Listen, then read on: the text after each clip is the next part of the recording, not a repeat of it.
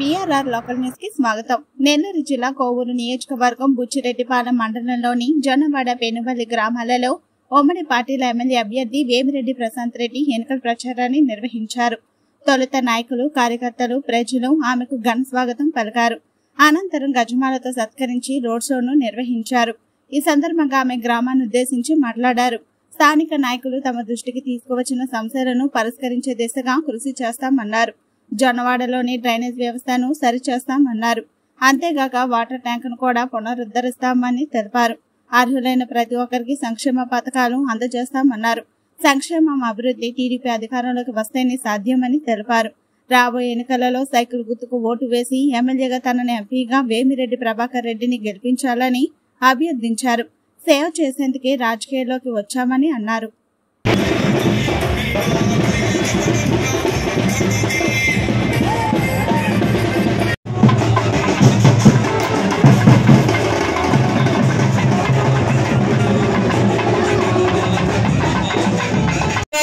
ప్రసన్న కుమార్ రెడ్డి మమ్మల్ని పెట్టని ఇబ్బంది పెట్టకుండా పెట్టాడు. ప్రతి అడుగడుగున ఒక అధికారిని ఒక రోజు ఉండకుండా ఒక నెల నుంచి 3 అధికారులు లెక్కన మార్చిన మహానుభావుడే ప్రసన్న కుమార్ రెడ్డి. అంటే ఆయన ఘనత అందరికీ తెలుసు.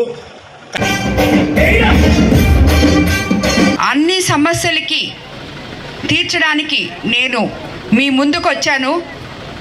ఎన్డీఏ ఉమ్మడి అభ్యర్థిగా ఎమ్మెల్యేగా కోవూరు నియోజకవర్గం నుంచి చంద్రబాబు నాయుడు గారి ఆశీస్సులతో మీ ముందుకు వచ్చాను.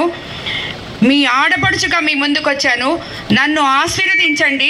నాకు సైకిల్ గుర్తు మీద ఓటు వేసి గెలిపించండి. అదేవిధంగా వేమిరెడ్డి ప్రభాకర్ రెడ్డి గారు మీ అందరికీ సుపరిచితులే, నేను పరిచయం చేయాల్సిన అవసరం లేదు. ఆయనకు కూడా ఎంపీగా పోటీ చేస్తున్నారు. ఆయన కూడా సైకిల్ గుర్తు మీద ఓటు వేసి మీరు గెలిపించాలని కోరుతున్నాను. మమ్మల్ని ఇద్దరినీ గెలిపించండి. అన్న చెప్పిన ఈ అన్నీ కూడా మీకు అందజేస్తానని ఆ కామాక్షమ్మ ఉన్న ఈ జొన్నవాడ గ్రామంలో మరోసారి నేను విన్నవించుకుంటున్నాను. కాబట్టి అందరూ సైకిల్ గుర్తు మీద ఓటు వేసి ఇవన్నీ మనకి జరగాలంటే నన్ను గెలిపించి చంద్రబాబు నాయుడు గారిని ముఖ్యమంత్రిగా చేసుకోవాలి. ఆయన ప్రవేశపెట్టిన ఎన్నో పథకాలు మీ అందరికీ అందుతాయి. ఇది వరకు పేదలకి అభివృద్ధి అనేది ఏ కాలనీకి పోయినా, ఇప్పుడు నేను ఇదే ఫస్ట్ బుచ్చి మండలంలో ఈరోజు రావడం, బట్ ఏ ఊరికి వెళ్ళినా ఏ మండలానికి వెళ్ళినా కాలనీలకు వెళ్తే చాలా నిరాశగా ఉంది.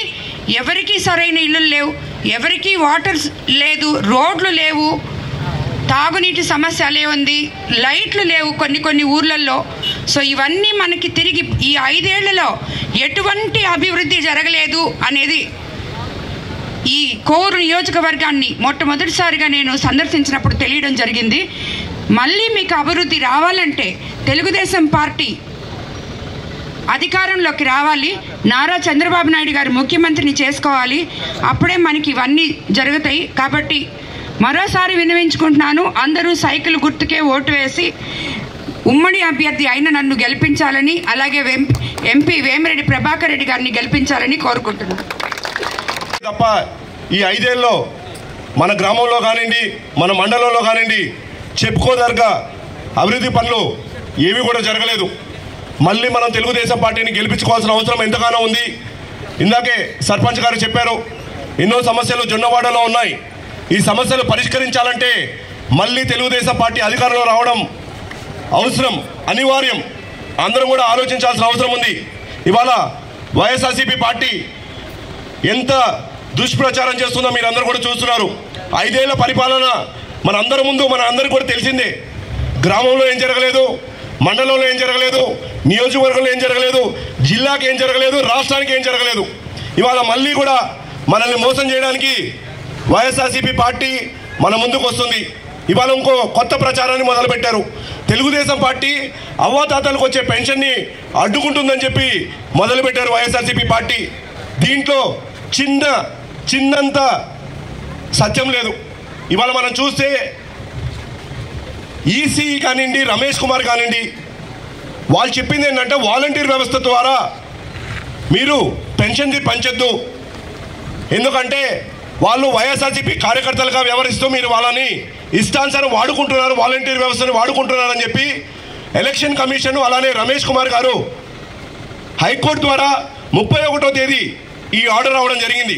కానీ మీరు ఒకసారి సాక్షి పేపర్ చూస్తే 28వ తేదీనే సాక్షి పేపర్లో పెన్షన్ మేము ఇవ్వలేము, 1వ తేదీ ఇవ్వలేము, 3వ తేదీ పైబడి నుంచి పెన్షన్ ప్రతి ఒక్క అవతాతకి ఇస్తామని చెప్పి చెప్పడం జరిగింది.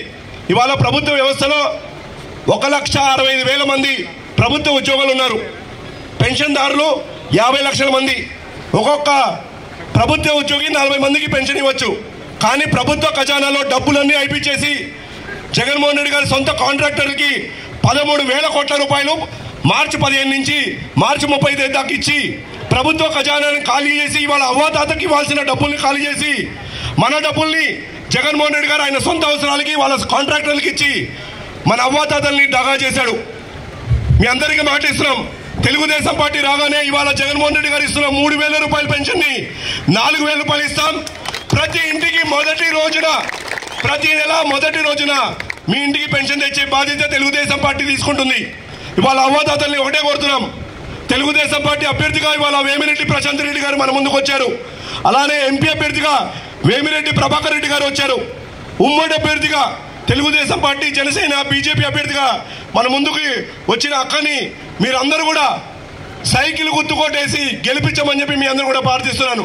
ఖచ్చితంగా ప్రతి గ్రామాన్ని అభివృద్ధిపరుస్తాం, ప్రతి మండలాన్ని అభివృద్ధిపరుస్తాం, నియోజకవర్గాన్ని అభివృద్ధిపరిచి రేపు నెల్లూరు జిల్లాలో కోవూరు నియోజకవర్గానికి ఒక ప్రత్యేకమైన స్థానాన్ని కల్పిస్తామని చెప్పి ఈ సందర్భంగా మీ అందరూ కూడా తెలియజేస్తున్నాం. ప్రతి ఒక్కరూ మీ ఇంటికి వెళ్ళి మీ కుటుంబ సభ్యులకి చెప్పండి, గ్రామంలో ఇవాళ లేని వాళ్ళకి చెప్పండి. ప్రతి ఒక్కరికి ఒకటే భరోసా కల్పించండి, తెలుగుదేశం పార్టీతోనే రాష్ట్ర భవిష్యత్తు మారుతుంది, నియోజకవర్గ భవిష్యత్తు మారుతుందని చెప్పి మీ అందరూ కూడా ఒకరికొకరు చెప్పుకొని మన ముందుకు వచ్చిన అభ్యర్థుల్ని గెలిపించాలని చెప్పి మీ అందరూ కూడా మళ్ళీ ఒకసారి కోరుకుంటున్నాను. ప్రతి ఒక్కరూ ఆలోచించండి.